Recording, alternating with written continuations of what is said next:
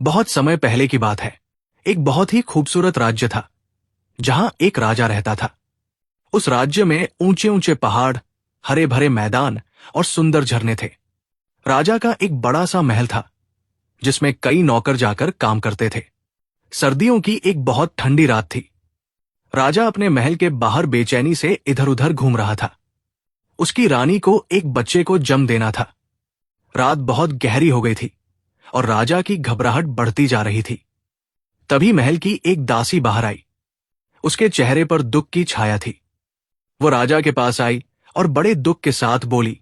वो रानी को बचा नहीं सकी, लेकिन उसकी गोद में एक छोटी सी बच्ची थी। दासी ने वो बच्ची राजा की ओर बढ़ाई। राजा ने झटके से बच्ची को अपनी बाहों में ले लिया और उसे अपने सीने से लगा लिया। उसकी आंखों से आंसुओं की धारा बह निकली। वो जोर जोर से रोने लगा। उसने आसमान की ओर देखा और सोचने लगा कि ये छोटी सी बच्ची बिना मां के कैसे बड़ी होगी। वो सोच रहा था कि वो अपनी बेटी को कैसे संभालेगा और साथ ही राज्य का काम कैसे करेगा। उसके कुछ रिश्तेदार और मंत्री उसके पास आए। उन्होंने उसके कंधे पर हाथ रखा और उसे ढांढस बंधाया। फिर रानी को शाही रीति रिवाज के साथ दफना दिया गया। राजा ने अपनी छोटी बेटी को अपनी बहन की गोद में रखा और कहा वो इस बच्ची को उसके हवाले करता है। ये बच्ची बिना मां की है और वो किसी और पर भरोसा नहीं कर सकता। लेकिन उसकी बहन ने फौरन बच्ची को वापस कर दिया और गुस्से से कहा यह बच्ची बहुत अशुभ है। पैदा होते ही इसने अपनी मां की जान ले ली। पता नहीं बड़ी होकर क्या मुसीबत लाएगी। उसने साफ मना कर दिया कि वो इस बच्ची को नहीं पालेगी। राजा रोता हुआ अपनी बच्ची को गोद में लिए अपने महल लौट आया। उसने अपनी बेटी का नाम सावित्री रखा। इसके बाद छोटी सावित्री अपनी नानी के घर पलने लगी और राजा अपने महल में अकेला रहने लगा। राजा दिन भर अपने राज्य के कामों में व्यस्त रहता। वो राज्य के खजाने की देखभाल करता, लोगों की समस्याएं सुनता और फैसले करता। लेकिन जब शाम को वो अपने महल लौटता तो अकेलापन उसे बहुत सताता। उसे अपनी रानी की बहुत याद आती। इस गम में वो धीरे धीरे शराब का आदी हो गया। जब वो रात को शराब पीकर अपने बिस्तर पर लेटता तो उसके मन में अजीब विचार आते। वो सोचता कि अगर ये बेटी पैदा नहीं होती तो उसकी रानी आज जिंदा होती। सच में ये बेटी अशुभ है और इसी ने उसकी जिंदगी बर्बाद कर दी। दिन पर दिन वो ज्यादा शराब पीने लगा और अपने राज्य के कामों में लापरवाह हो गया। जब सावित्री 14 साल की हुई तो उसकी नानी का देहांत हो गया। अब सावित्री को अपने पिता राजा के पास लौटना पड़ा। लेकिन इन 14 सालों में उसने अपने पिता को हमेशा खुद से दूर ही पाया था। राजा उससे कभी प्यार से बात नहीं करता था। एक दिन सावित्री ने हिम्मत करके पूछा, पिताजी, आप मुझसे इतने नाराज क्यों रहते हैं? मैंने आपका क्या बिगाड़ा है? लेकिन राजा ने कोई जवाब नहीं दिया। उसके मन में जाने क्या चल रहा था। वो पहले से ही अपने कामों में बहुत कामचोर हो गया था। सावित्री रोज कहती, पिताजी, अगर आप राज्य के काम नहीं करेंगे तो हम कैसे रहेंगे? लेकिन राजा शराब के नशे में अपने कमरे में पड़ा रहता। एक दिन सावित्री का चेहरा लाल हो गया। उसकी आंखों में जलन थी और उसे तेज बुखार था। वो अपने पिता के पास आई और बड़ी मुश्किल से बोली, मुझे बहुत तेज बुखार है और मैं बहुत बीमार महसूस कर रही हूं। राजा ने जब अपनी बेटी को देखा तो उसके दिल में थोड़ी दया आई। वो किसी गहरी सोच में डूब गया और फिर बोला वो उसके लिए दवा लेकर आएगा। वो जल्दी से उस वैद्य के पास गया जो राज्य में जड़ी बूटियों का काम करता था। उसने वहां से एक खास तरह की जड़ी बूटी ली जो बहुत दुर्लभ थी। ये जड़ी बूटी पहाड़ों की गुफाओं में पाई जाती थी। उसे कुछ साधु संत ही जानते थे। राजा ने वो जड़ी बूटी घोलकर अपनी बेटी को पिला दी। जड़ी बूटी पीते ही सावित्री को नींद आने लगी। वो धीरे धीरे बेहोश हो गई और आड़ी तिरछी लेट गई। उसे अपनी सुध बुध नहीं रही। राजा कमरे के एक कोने में जाकर अजीब तरह से मुस्कुराने लगा। वो बार बार उस जड़ी बूटी को देख रहा था। शाम को जब सावित्री की आंख खुली तो उसे बुखार नहीं था। वो बिल्कुल ठीक महसूस कर रही थी। फिर ये सिलसिला यूं ही चलने लगा। पहले राजा अपनी बेटी को ऐसी चीजें खिलाता जिससे उसे बुखार हो जाता। फिर वो वही खास जड़ी बूटी देकर कहता वो जल्द ठीक हो जाएगी। एक दिन राजा ने अपनी बेटी को बुलाया और कहा, आज खाने में कुछ अच्छा बनाना। उसका एक पुराना मित्र दूसरे राज्य से सीधा उनके महल आ रहा है। सावित्री ने पूछा, कौन मित्र आ रहा है? राजा ने बताया, उसने सावित्री को बचपन में देखा था और बहुत प्यार करता था। वो बहुत दूर के राज्य से आ रहा है, इसलिए खाने का अच्छा बंदोबस्त करना चाहिए। सर्दियों की एक ठंडी रात थी। अचानक महल के दरवाजे पर दस्तक हुई। राजा ने दरवाजा खोला तो सामने उसका मित्र खड़ा था। दोनों गले मिले। दोनों लगभग 55 साल के थे और एक ही उम्र के थे। राजा का मित्र बोला, क्या वो यही खड़े रहेंगे या अंदर भी बुलाएंगे? राजा ने जल्दी से उसे अंदर बिठाया और अपनी बेटी को आवाज दी, खाना ले आए। तभी कमरे का दरवाजा खुला। सावित्री के हाथ में खाने की थाली थी, लेकिन राजा का मित्र खाने को नहीं, बल्कि सावित्री को देख रहा था। वो पलक झपकाना भूल गया। इतनी खूबसूरत लड़की, इतना अच्छा कदकाठी और जवानी से भरपूर। राजा के मित्र का नाम उदय था। वो अपने होठों पर जीभ फेरने लगा। राजा ने फौरन उंगली चटकाई और कहा, वो किस सोच में खो गए हैं? ये उसकी बेटी सावित्री है। उदय मुस्कुरा कर बोला, ये वही बच्ची है जिसे वो बचपन में देखता था, लेकिन समझ में नहीं आ रहा कि कुछ ही सालों में ये इतनी जवान कैसे हो गई। अभी तो इसकी उम्र ही इतनी नहीं थी, ये समय से पहले ही बड़ी कैसे हो गई? राजा ने फौरन बात बदली और कहा, खाना ठंडा हो रहा है। खाने के बाद उदय बोला, आज रात वो यही रुकेगा। वो लालच भरी नजरों से सावित्री को देख रहा था। राजा को सब समझ में आ गया, लेकिन उसने झूठ बोला। आज रात उसे बहुत जरूरी काम है, इसलिए वो महल पर नहीं रहेगा। उसकी बेटी अकेली है, इसलिए वो नहीं रुक सकता। उदय अपने होठों पर जीभ फेरता हुआ और लालच भरी नजरों से चला गया। राजा ने खुद उसे उसके घोड़े तक पहुंचाया, लेकिन जब राजा महल वापस आया तो देखा कि सावित्री का चेहरा लाल हो रहा था। उसने कहा, पिताजी, मुझे बहुत तेज बुखार हो रहा है, क्या आप मेरी दवा लेकर आए हैं? बड़ी मुश्किल से सावित्री ने यह कहा। राजा मुस्कुरा दिया और बोला, हाँ बेटी, उसे पता है कि वो उसकी दवा लाने में कभी देर नहीं करता। उसने वो जड़ी बूटी ले ली है, वो उसे पिला देगा और सुबह तक उसका बुखार बिल्कुल ठीक हो जाएगा। वो मक्कारी से मुस्कुरा रहा था। सावित्री खामोशी से अंदर जाकर बैठ गई। राजा ने उसे वो जड़ी बूटी घोलकर पिला दी। सावित्री कुछ देर तक बैठी रही, फिर धीरे धीरे उस पर नींद हावी होने लगी। बुखार की वजह से पहले ही वो बहुत कमजोर महसूस कर रही थी। वो जहां बैठी थी वही धीरे धीरे बेहोश होने लगी और वही लेट गई। राजा बेचैनी से कमरे के बाहर घूम रहा था। जैसे ही सावित्री बिस्तर पर गिरी, राजा लपक कर कमरे के अंदर गया। उसने एक नजर सावित्री पर डाली और धीरे से बोला, आज उदय की बातों ने साबित कर दिया कि पिछले 2 सालों से जो वो कोशिश कर रहा है वो सफल हो गई। उसका काम हो गया। उसने अजीब अंदाज में मुस्कुराते हुए जेब में हाथ डालकर वो जड़ी बूटी निकाल ली जो उसने कुछ देर पहले सावित्री को दी थी। उसकी निगाहें उस जड़ी बूटी पर थी। ये कोई साधारण जड़ी बूटी नहीं थी। कई साल पहले जब वो एक बार जंगल में शिकार करने गया था तो वहां उसकी मुलाकात एक बूढ़े साधु से हुई थी।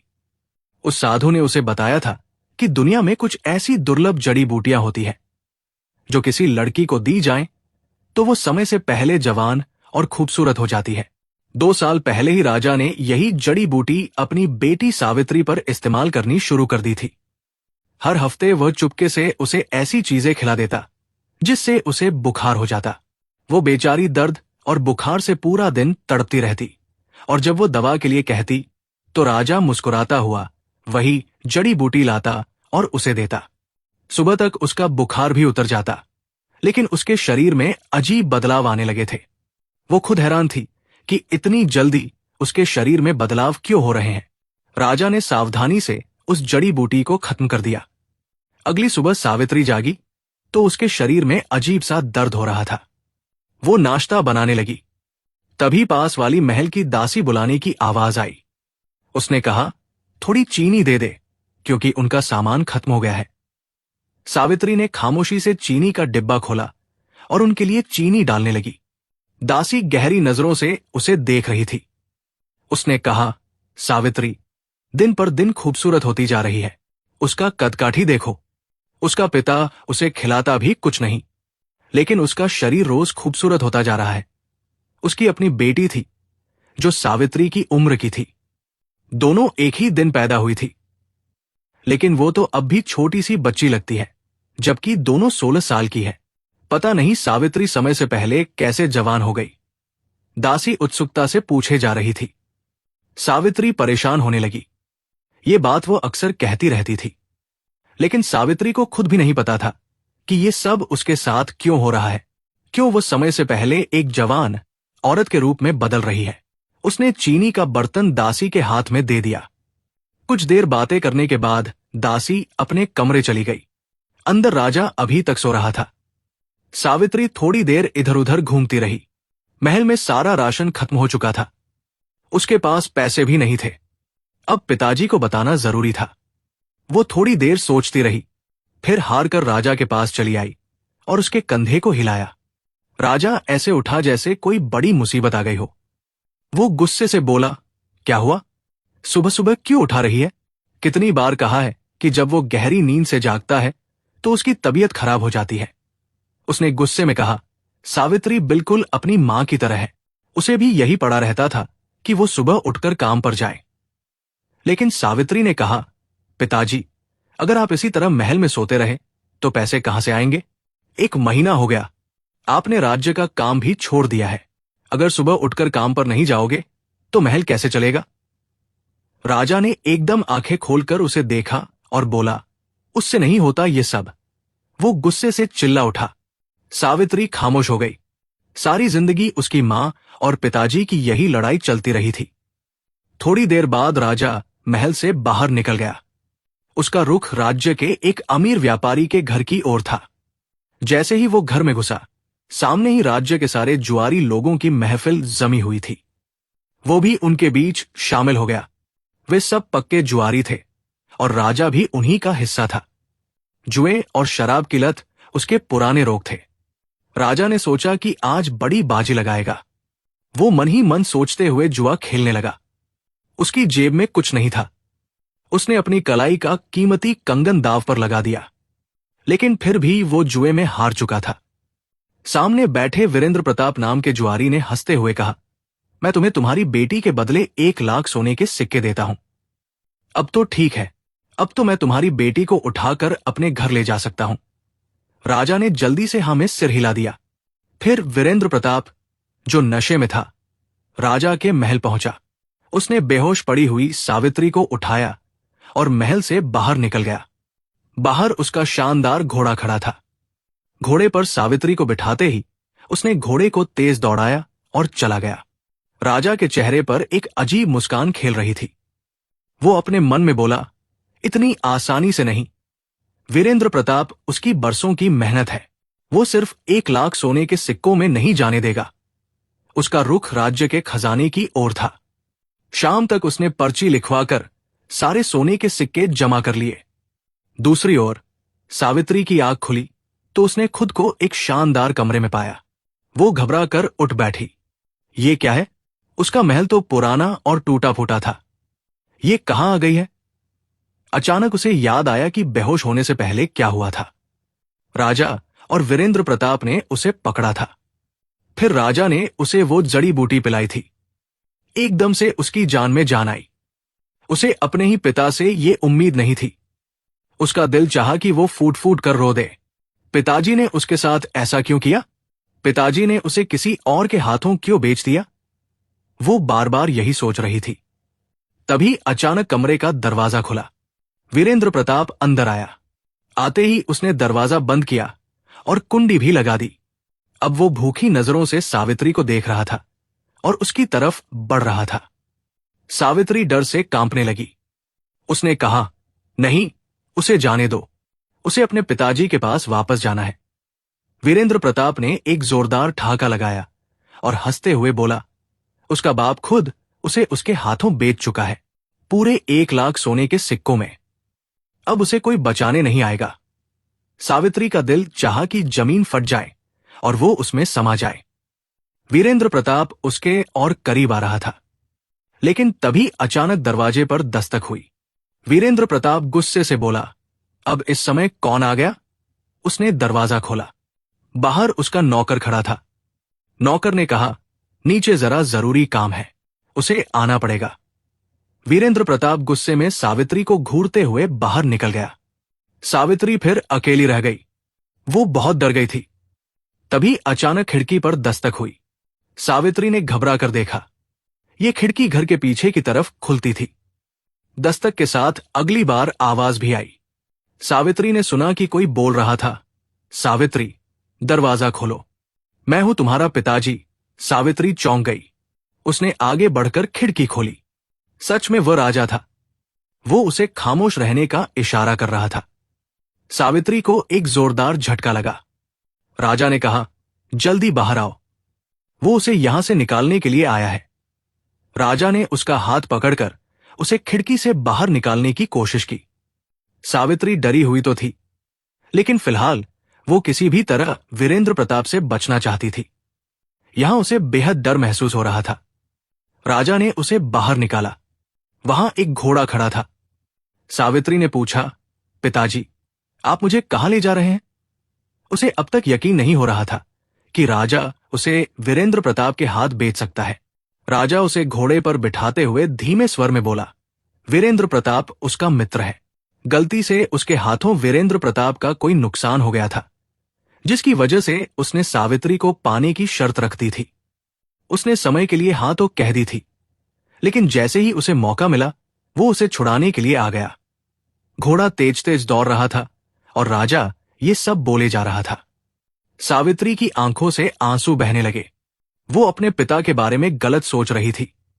वो तो अभी भी उससे उतना ही प्यार करता था जितना पहले करता था।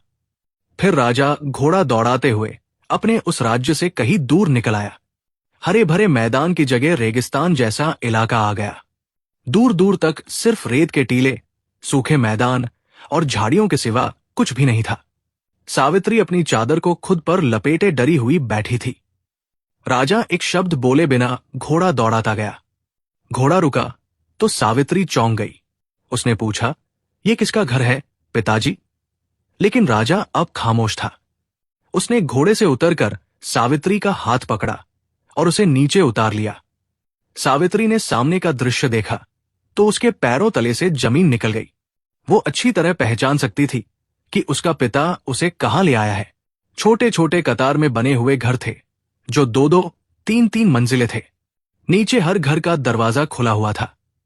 दूसरी और तीसरी मंजिल पर बालकनी में कई लड़कियां खड़ी थी और नीचे झांक रही थी। राजा को घोड़ा रोककर खड़ा होते देखकर कई लड़कियों ने उसे देखकर आवाजें लगानी शुरू कर दी। कई लड़कियों की बातें और नारे इतने शर्मनाक थे कि सावित्री को अपना अस्तित्व शर्म से पानी पानी होता महसूस होने लगा। उनके कपड़े भी अधूरे थे। अंदर से संगीत की तेज आवाजें आ रही थी और पुरुषों के ठहाकों की गूंज सुनाई दे रही थी। सावित्री के कानों से ये सब टकरा रहा था और वो कांप गई। उसने कहा, पिताजी, यहां से वापस चलिए। वो घबरा गई थी, लेकिन राजा ने एक ठंडी निगाह उस पर डाली और आगे बढ़कर उसकी बाह पकड़ ली। राजा बोला, यहां से वापस क्यों जाए? सालों से उस पर जो खर्चा किया है, अब उसे वसूल करने का समय आ गया है। वो उसे घसीटते हुए अंदर की तरफ ले जाने लगा। सावित्री स्तब्ध रह गई। तो क्या पिताजी ने जानबूझकर पहले उसे वीरेंद्र प्रताप के हाथ बेचा और अब यहां ले आए? उसके मुंह से चीख निकली और उसने खुद को छुड़ाने की कोशिश की, लेकिन राजा अब एक बेरहम सौदागर बन चुका था। वो उसे घसीटते हुए एक कमरे में ले गया। वहां एक मोटी सी औरत बैठी थी जिसने साड़ी पहनी हुई थी। जैसे ही उस औरत ने सावित्री को देखा, वो सीधी होकर बैठ गई। राजा ने सावित्री को उसी के सामने धक्का दे दिया। औरत बोली, वाह, क्या कमाल की चीज लाया है राजा, कहां से मिली ये? उस औरत ने सावित्री के गाल पर हाथ फेरा। सावित्री सिसक कर रह गई। राजा मुस्कुरा दिया और बोला, देखने में तो सिर्फ 16 साल की लगती है, लेकिन ये खूबसूरत शरीर उसकी मेहनत का नतीजा है। ये इस जगह पर ऐसी रौनक लगाएगी कि वो खूब पैसे कमाएगी। बस उसे उसका हिस्सा दे दे। वो औरत जो उस जगह की मालकिन थी इतराते हुए बोली, ऐसी लड़की के लिए तो वो ना जाने कितने पैसे देने को तैयार है। सावित्री उठकर भागने लगी, लेकिन वहां मौजूद पुरुषों ने उसे फिर से पकड़कर उसी औरत के सामने डाल दिया। वो बुरी तरह रोने लगी और अपने पिताजी से विनती करने लगी वो उसे यहां न छोड़े, लेकिन राजा बस मुस्कुराता रहा। औरत ने कहा, 16 साल की उम्र है, लेकिन ये तो बिल्कुल 24 साल की जवान लड़की लगती है। लेकिन तुमने ये कैसे किया? राजा ठहाका लगाकर हंस पड़ा। वो बोला, लोग समझते हैं कि ये उसकी बेटी है, लेकिन ऐसा कुछ नहीं। जब ये पैदा होने वाली थी तो इसकी मां अकेली थी। उसे सहारे की तलाश थी और राजा ने उसे सहारा दिखाया तो उसने सोचा कि वो उसकी जिंदगी संवार देगा, लेकिन ये उसकी गलती थी। राजा ने फिर से ठहाका लगाया और औरत की दी हुई रकम गिनने लगा। लालच और बुरी चाहत उसके चेहरे पर फैली हुई थी। राजा बोला, ये सावित्री उसे मजबूर करती थी कि मेहनत करके पैसे कमा कर लाए। इसकी मां के मरने के बाद ये लड़की और भी मुसीबत बन गई। दिन रात सामान चाहिए, पैसे चाहिए, लेकिन उसकी जेब में पैसे होते ही नहीं थे। फिर किसी ने उसे सलाह दी कि अपनी बेटी पर ध्यान देना चाहिए, वही उसकी कमाई का जरिया बनेगी। उसने इसे ऐसी जड़ी बूटियां दी जिससे ये समय से पहले जवान हो गई। अब ये यहां पैसे कमाएगी और वो हर महीने इसका हिस्सा लेता रहेगा। राजा ने हंसते हुए कहा, उसकी तो जिंदगी संवर गई। औरत हंसती और बोली, राजा तो बड़ा लालची निकला। सावित्री उनकी बातें सुनकर जैसे पत्थर की हो गई। उसकी आंखें फटी रह गई। उसने कहा, पिताजी, आपने ये सब क्यों किया? वो फूट फूट कर रो पड़ी, लेकिन राजा ने उसकी कोई परवाह नहीं की। वो पैसे जेब में डालकर खड़ा हो गया और उस जगह से बाहर निकल आया। राजा ने सोचा कि अब वो यहां से भाग जाएगा और आराम की जिंदगी जिएगा, लेकिन शायद उसके किए गए अत्याचार का हिसाब होना बाकी था। वो रास्ता पार कर रहा था, लेकिन अपने लालच में इतना अंधा था कि एक बड़ी बैलगाड़ी को नहीं देख सका। बैलगाड़ी ने उसे इतनी जोरदार टक्कर मारी कि वो दूर तक उछल कर गिरा। लोगों ने उसकी चीख सुनी और दौड़कर उसके पास पहुंचे। उसकी गर्दन टूट चुकी थी और खून बह रहा था। कुछ ही पलों में उसकी जान निकल गई। दूसरी तरफ सावित्री उस जगह से भागने की कोशिश में लगी थी। जब सबने सोचा कि वो बेहोश हो गई है तो उसे पिछले कमरे में डाल दिया गया, लेकिन वो तो सिर्फ नाटक कर रही थी। जैसे ही लोग वहां से गए, उसने अपना छुपाया हुआ छोटा चाकू निकाला और दरवाजे का ताला खोलने की कोशिश की। उसकी किस्मत अच्छी थी, ताला खुल गया। सावित्री वहां से भाग निकली और उस दासी के घर पहुंची जो पास के महल में रहती थी। जब दासी ने उसकी हालत देखी और उसकी कहानी सुनी तो उसे गले से लगा लिया। कुछ ही दिनों में दासी ने सावित्री की शादी अपने भतीजे से करवा दी। भतीजा एक अच्छा और ईमानदार युवक था जो एक छोटे से गांव में खेती करता था। वो सावित्री से बहुत प्यार से पेश आता था। अब सावित्री अपनी जिंदगी में सुरक्षित थी। उसने धीरे धीरे अपने दुखों को भुलाना शुरू किया। उसके पति ने उसे बहुत सहारा दिया और उसकी देखभाल की। सावित्री ने अपने दिल में अपने पिता को माफ कर दिया, क्योंकि उसे पता था कि नफरत रखने से उसकी अपनी जिंदगी और खराब होगी। उसने अपना दर्द भगवान के हवाले कर दिया। समय बीतने के साथ सावित्री एक अच्छी मां बनी। उसने अपने बच्चों को बहुत प्यार दिया और उन्हें अच्छे संस्कार सिखाए। उसने तय किया कि वो कभी भी किसी के साथ वैसा बुरा व्यवहार नहीं करेगी जैसा उसके साथ हुआ था। गांव के लोग सावित्री का बहुत सम्मान करते थे। वो हमेशा दूसरों की मदद करती थी और जरूरतमंदों का साथ देती थी। उसकी दयालुता और अच्छाई के किस्से दूर दूर तक फैल गए। सावित्री की कहानी एक सबक बन गई। लोग कहते थे कि जिस बच्चे को मां का प्यार नहीं मिलता वो जिंदगी में बहुत कठिनाइयों का सामना करता है। दोस्तों, आपको हमारी ये कहानी कैसी लगी ये हमें कमेंट करके जरूर बताएं।